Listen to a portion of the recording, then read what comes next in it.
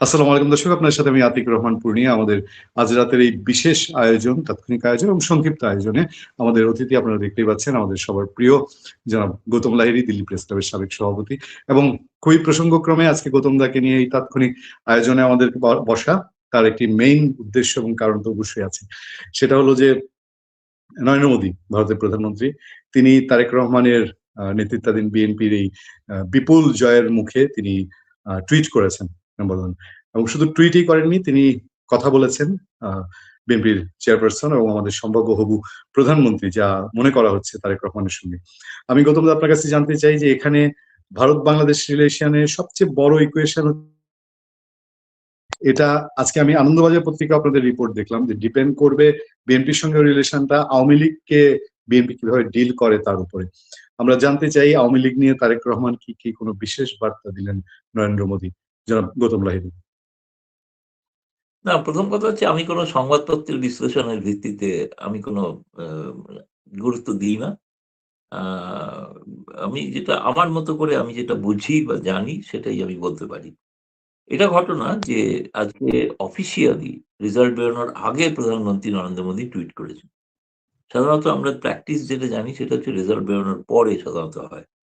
মানে officially result বেরোনো। যেগুলো তো সবই তো বেসরকারি সূত্রে যাওয়া।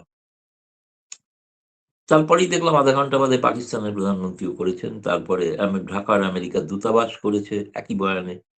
এবং তারপরে শুনলাম যে প্রধানমন্ত্রী নরেন্দ্র মোদী আ ফোন করবেন তারেক রহমানকে। সেই ফোনটা হলো, ফোনের বার্তালাপের কথাও তিনি নিজে টুইট করে জানিয়েছেন যে, "delighted to speak to mister Tarek Rahman."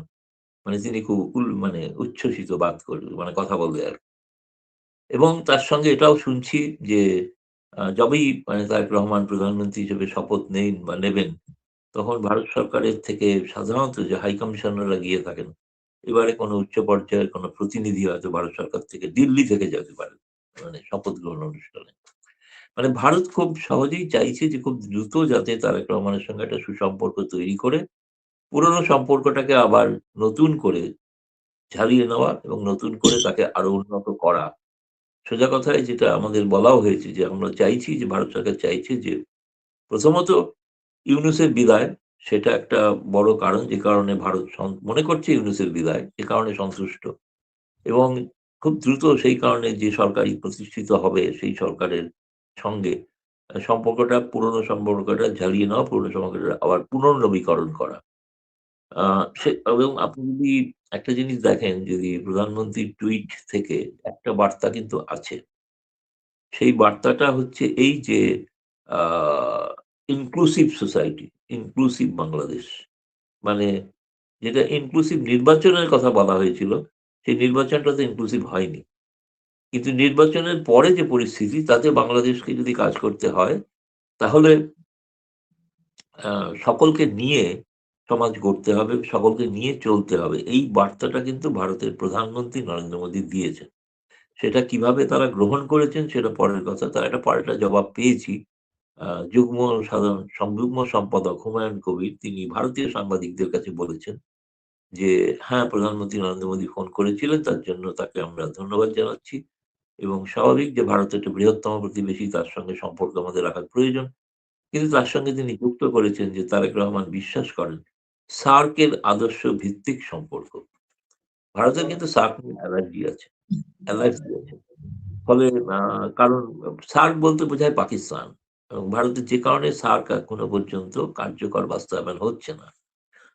ফলে হুমায়ুন কবিরের কথা যদি তারেক রহমানের কথা হয়, তাহলে কিন্তু বোঝাপড়ার দিক থেকে যেটা আপাতভাবে বাইরে একটা উচ্ছ্বাসের পরিবেশ লক্ষ্য করছি, সেটা কিন্তু নয়। ভারত যে ইনক্লুসিভনেস এর কথাটা বলছে, ইনক্লুসিভনেস এর কথার সোজা অর্থ হলো যে কিভাবে আওয়ামী লীগকে আবার পুনরায় ফিরিয়ে দেওয়া যায় বাংলাদেশের রাজনীতিতে। ধরুন ৫ বছরের ধরে নেওয়া যায় যে ৫ বছর পরে নির্বাচন। এখন এর মধ্যে নির্বাচন নেই।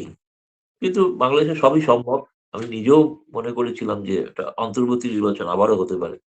সেটা যদি না হয় ৫ বছর পরেই হয়, তাহলে এখন যারা এই মুহূর্তে ভারতের প্রায়োরিটি যেটা, যারা এখন জেলে রয়েছেন, পলাতক আছেন, বাইরে আছেন, তারা কিভাবে নিজ দেশে ফিরতে পারেন, জামিনে মুক্ত হতে পারেন।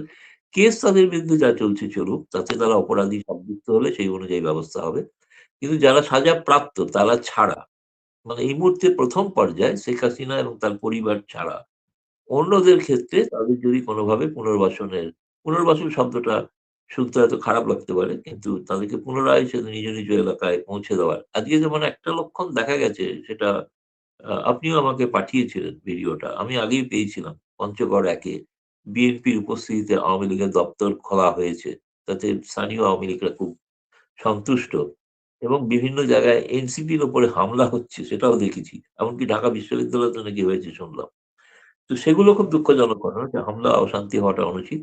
কিন্তু আওয়ামী লীগকে কিভাবে পুনরায় ফিরিয়ে দেওয়া যায় এবং আপনি একটা প্রসঙ্গে একটা কথাই বলি। আমাদের সাবেক পররাষ্ট্র সচিব যিনি বাংলাদেশের হাই কমিশনার ছিলেন হর্ষবর্ধন শ্রিংলা, তিনি আজকে ভারতীয় মিডিয়াদের কাছে একটা প্রতিক্রিয়া জানাতে গিয়ে বলেছেন যে, "এই নির্বাচন প্রমাণ করছে যে ৭১ এর মুক্তিযুদ্ধের আদর্শে বাংলাদেশের মানুষ এখনো বিশ্বাসী। তাদের যারা বিরুদ্ধে ছিল পরাজিত তারা হয়েছে। ফলে এই সরকারকে যদি স্থিতিশীল হতে হয় তাহলে সেক্ষেত্রে মুক্তিযুদ্ধের আদর্শে বিশ্বাসী সমস্ত মানুষকে, সমস্ত সমাজকে ঐক্যবদ্ধ।" তিনি কোন রাজনৈতিক দলের নাম করেননি। তিনি বলছেন সমস্ত সবাইকে ঐক্যবদ্ধ করাটাই হবে এই মুহূর্তে আশু প্রয়োজনীয় কাজ। তাতে কিন্তু এই ধরনের যারা উগ্র মৌলপন্থে বিশ্বাসী, মৌলবাদে বিশ্বাসী এবং স্বাধীনতা বিরোধী তাদের যদি ঠেকিয়ে রাখা যেতে পারে। নইলে কিন্তু ঠেকিয়ে রাখা যাবে না। এটা তার প্রচ্ছন্ন ইঙ্গিত ছিল। পূর্ণিয়া বলুন। জি, দাদা পাশাপাশি আমি জানতে চাই বাংলাদেশের মানুষ আপনি যেমন অনেকগুলো আলোচনা বলেছেন যে ভারতের চয়েস এবার বাংলাদেশে যা ইলেকশন জামাত এবং বিএনপির মধ্যে অবশ্যই বিএনপি। সেই ক্ষেত্রে কি ভারতের কোনো ভূমিকা আছে বা বিএনপি ক্ষমতায় আনতে ভারতের কি কোনো ভূমিকা কাজ করেছে কোন দিক থেকে? আমি এই বিষয়টা একটু আগ্রহী আপনার কাছ থেকে জানার জন্য। দেখুন এটা সরাসরি বললে এটা অন্যরকম মানে যারা ভোট দিয়ে বিএনপিকে এনেছেন, যদিও কিছুক্ষণ আগে আপনি পেয়েছেন কিনা জানি না। কিছুক্ষণ আগে একটা শেখ হাসিনা ভোটের বিশ্লেষণ একটা পাঠিয়েছেন। তাতে তিনি দেখিয়েছেন যে ভোটে কিভাবে কারচুপি হয়েছে। মানে তিনি ঘন্টা প্রতি হিসাব দেখিয়ে বুঝিয়েছেন যে এই ভোটটা মানে অসম্ভব, হওয়ার কথা নয়।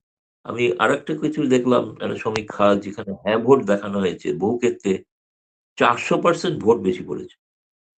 মানে এরকম কিছু কনস্টিটিউয়েন্সি আছে। কালকে তো আপনার সঙ্গে যখন ছিলাম আমি রাত্রিবেলায় যেখানে ফজলুর রহমান তিনি তো বলছেন তার ওখানে না জয়ী হয়েছে, হ্যাঁ থার্ড হয়েছে। হুম, অথচ জি। সার্বিকভাবে দেখানো হচ্ছে হ্যাঁ জয়ী। এটা ফজলুর রহমানকে আরেকবার আপনি জিজ্ঞেস করতে পারেন যে তার মতামত কি? ফলে যে কারচুপির ব্যাপারটা কিন্তু এবার ধীরে, ধীরে প্রকাশ্য হচ্ছে। আর সেক্ষেত্রে ধরুন বিএনপির সঙ্গে যোগাযোগ ভারতের নিঃসন্দেহে ছিলই, আগে থেকে ছিল এবং যেটা লন্ডনেও যোগাযোগ ছিল, ছিল না যে তা নয়। কারণ যেহেতু আওয়ামী লীগ ময়দানে নেই, কতগুলো যেটা এই শব্দটা ব্যবহার করা হচ্ছে এখন যেটা প্র্যাগমেটিক। ভারত এখন একটা প্র্যাগমেটিক বা বাস্তববাদী সিদ্ধান্ত নিচ্ছে। সেটা হচ্ছে যেহেতু আওয়ামী লীগ ময়দানে নেই, সেক্ষেত্রে বিকল্প হিসেবে পছন্দের ক্ষেত্রে বিএনপি। যদি আ যদি আপনার দেখা যায় যে আওয়ামী লীগ থাকলে একটা অন্যরকম হতো। যেহেতু নেই তাহলে ভারতের কাছে বিকল্প কি ছিল? বিকল্প তো জামায়াত নেই। বিএনপি আর জামায়াতের মধ্যে তারেক রহমান বা বিএনপিই পছন্দের এবং দুর্ভাগ্যজনকভাবে খালেদা জিয়ার মৃত্যু হয়ে গেছে। খালেদা জিয়ার সঙ্গে সম্পর্ক আরো বেশি ভালো ছিল ভারতের। তারেকের সঙ্গে সেটা তৈরি করার চেষ্টা চলছে। মানে আমি এইটা বলব না যে যেটা বাংলাদেশের মানুষ বলে থাকেন যে সবসময় যে শেখ হাসিনাকে ভারতই নিয়ে এসছে, ভারতই তাকে বারবার জিতিয়েছে। আমি এটা বলতে রাজি নই যে তারেক রহমানকে ভারতই জিতিয়েছে। এটা বললে তার বাংলাদেশের ভোটারদের প্রতি অপমান করা হয়। আগেও অপমান করা হয়েছে। আগেও বারবার অপমান করা হয়েছে ভোটারদের। এবারেও তাহলে আমি যদি তাদের সায় দিই তাহলে সেটা ভোটারদের অপমান করা। আমি ভোটারদের অপমান করতে চাই। আমি মনে করি দাদা বাংলাদেশের মানুষ যেটা মনে করেছেন তারা সেইভাবে জিতিয়েছেন। দাদা আমি একটা জিনিস আরেকটা জিনিসে আগ্রহী। এটা আমাদের বিশ্লেষণ। আমি আপনার কাছে মতামত চাচ্ছি না। আমাদের বিশ্লেষণ হলো বাংলাদেশের সনাতন ধর্মাবলম্বী, বিশেষ করে হিন্দু ধর্মাবলম্বী, এর বাইরেও বুদ্ধিস্ট আছেন, ইভেন আদিবাসী সম্প্রদায়, তারা এবার বিএনপিকে ভোট দিয়েছে। তো এই জায়গাটায় আমাদের দেশে বিশেষ করে হিন্দু সম্প্রদায় যারা আছেন তারা তো ভারতে তাদের যে অর্গানাইজেশন গুলো আছে তারা ভারতের বিভিন্ন অর্গানাইজেশনের সঙ্গে সম্পৃক্ত। এটা বড় অর্গানাইজেশন আপনি ইসকন বলেন বা তার পাশাপাশি ছোট ছোট পকেটে বিভক্ত। ভারতীয় সেই গ্রুপ যারা আছেন তারা কি বাংলাদেশে যারা কাজ করেন তাদেরকে উদ্বুদ্ধ করেন? আমরা ফিল্ডে দেখেছি বাংলাদেশের সনাতনী সংগঠনগুলো একেবারে মাঠ পর্যায়ে গিয়ে বিএনপির জন্য কাজ করেছে। কতটা এটা শক্তিশালী? সর্বত্র এটা ঘটেনি। তাহলে আপনার পশ্চিমবঙ্গ সীমান্তবর্তী এলাকাগুলোতে সব জামায়াত কেন জিতে গেল? সেখানে তো যশোরে তো হিন্দু বেশি সংখ্যায় থাকেন প্রভাবিত হয়ে। যশোর, সাতক্ষীরাতে বিএনপি জামায়াতের বরাবরই সংখ্যা বেশি। উত্তর রংপুর এবং উত্তর বাংলা সেখানে সাফল্য পেয়েছে জামায়াত। ফলে হিন্দুদের ভোটটা কিছুটা মানে আমি বলব যে মিশ্রভাবে ওই ডিস্ট্রিবিউট হয়েছে বা অন্য সংখ্যালঘুদের যেটা ভোট তাদের কাছে পছন্দ ছিল জামায়াত নয়। তারা জানে জামায়াত একটা ইসলামিক ধর্মে এবং বিশ্বাসী দল এবং তারা ইসলাম ছাড়া অন্য কোনো ধর্মকে হয়তো ততটা গুরুত্ব দেবেন না। সেই কারণে বাধ্য হয়ে বিএনপি আপাততভাবে একটা অসাম্প্রদায়িক দল হিসেবে চিহ্নিত। ফলে তাদেরকে তারা বেছে নিয়েছেন। কিন্তু মানে একেবারে নির্দিষ্ট উপায়ে বিএনপিকে জেতাতেই হবে এটা আমি ভারত সরকারের কিছু জায়গায় কথা বলে দেখেছি। তারা চাইছিলেন যে বিএনপি মানে আওয়ামী লীগ নেই যেহেতু বিএনপি ক্ষমতায় আসুক অন্তত জামায়াতকে যাতে জামায়াত যেন আসতে না পারে। সেটার জন্য প্রকারান্তরে যতটুকু চেষ্টা করা হয়েছে কিন্তু তার বাইরেও কিছু ঘটনা ঘটে গেছে। আমি জানি ভারতের থেকেও পররাষ্ট্র মন্ত্রণালয় থেকেও মানে সরাসরি বলা হয়নি কিন্তু উদ্বেগ প্রকাশ করা হয়েছে যে সীমান্তবর্তী এলাকায় যে জামায়াতের বিজয় এটা নিঃসন্দেহে ভবিষ্যতে একটা চিন্তার উদ্বেগ করছে ভারতের জন্য। এজন্য ভারত আরো বেশি তারেক রহমানকে আঁকড়ে ধরে রাখার চেষ্টা করছেন। মানে ব্যাপারটা কি এরকম যে আপনাদের পশ্চিমবঙ্গ ঘেঁষা অঞ্চলগুলোতে জামাত জয়ী হয়েছে, মানে পশ্চিমবঙ্গে যেরকম জামাতের প্রতি একটা সফট কর্নার আছে, এইটা কাজ করেছে কোনো, এরকম বলতে চাচ্ছেন আপনি? না কাজ করেছে কি যে অনেকগুলো বিষয় আছে। যেমন প্রথমত আমি শুনেছি যশোরের ক্ষেত্রে যে সেখানে বিএনপির লোকেরা নাকি এমন অত্যাচার করেছিল হিন্দুদের উপর তার ফলে তারা জামায়াতকে আঁকড়ে ধরেছেন। জামায়াত সেখানে রক্ষা দিয়েছে, প্রোটেকশন করেছে। কিন্তু একটা এই অঞ্চল রংপুরের উল্টো দিকেই ধরুন বা রাজশাহীর উল্টো দিকে মুর্শিদাবাদ সেখানে একটা ভারতের মুসলিম পপুলেশন রয়েছে। যাদের প্রভাব রয়েছে কেউ কোনো নেতার সঙ্গে জামায়াতের নেতাদের যোগাযোগ ছিল ভোটের আগে আমি জানি। বর্তমানে আওয়ামী লীগকে নিয়ে তারেক রহমানের বিশেষ বার্তা। গিয়েও ছিলেন।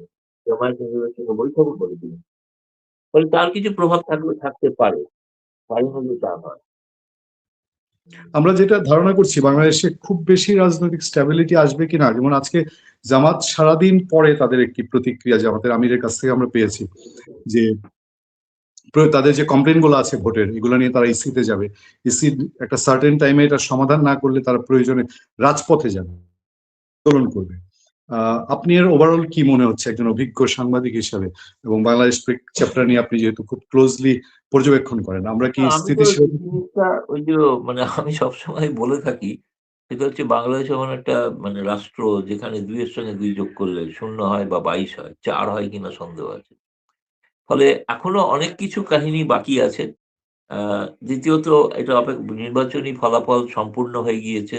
এরপরে আমরা দেখব গেজেট বিজ্ঞপ্তি জারি হচ্ছে কিনা, কখন জারি হচ্ছে এবং গেজেট বিজ্ঞপ্তি জারি হয়ে গেলে তো ধরে নেওয়া যায় তারা এমপিরা তারা নির্বাচিত হলেন।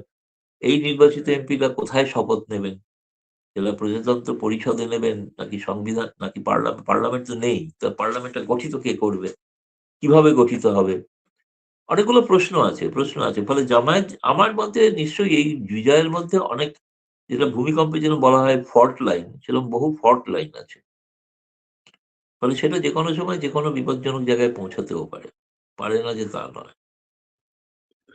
দাদা, আজকের এই সংক্ষিপ্ত আয়োজন আমরা 15 মিনিটস এর এই আলাপ সারব ঠিক করেছিলাম। ধন্যবাদ আপনাকে, ভালো থাকবেন, সুস্থ থাকবেন। ধন্যবাদ। দর্শক ভালো থাকবেন, সুস্থ থাকবেন। আসসালামু আলাইকুম।